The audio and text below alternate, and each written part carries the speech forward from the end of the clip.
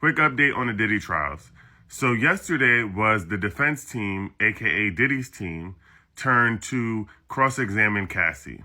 Now, before we get into the details, we have to remember that it's the defense team's job to try to create reasonable doubt, specifically when it comes to the charges that Diddy is facing, and the two biggest ones being racketeering and trafficking.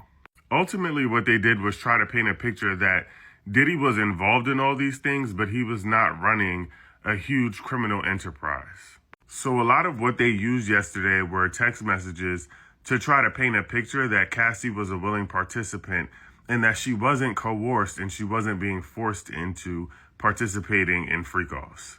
They showed a lot of text messages of her saying that she loved or liked the freak-offs yesterday, but they also showed text messages where she said, "I like them when we both want them."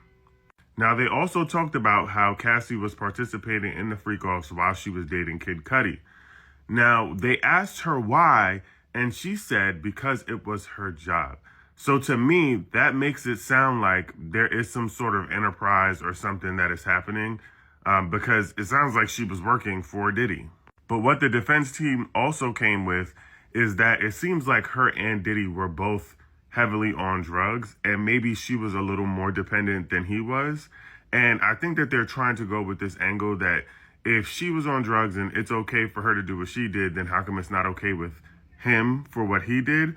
But I don't really think that that makes sense. And it still sounds like she was being coerced or forced into engaging in the freak-offs, in my opinion.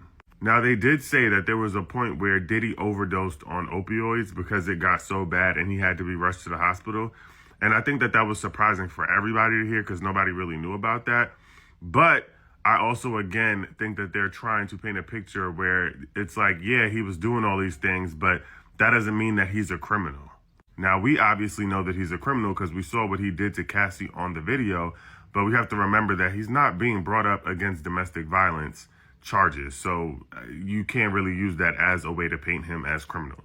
The last thing I'll say is that they did debunk the myth about there being drugs in the baby oil because Cassie said that that just wasn't true. Now, today, they're expected to have Dawn from Danity Kane get on the stand, and I think that that's really where we're going to get into, like, the real tea. Y'all got to remember that this is only the first week.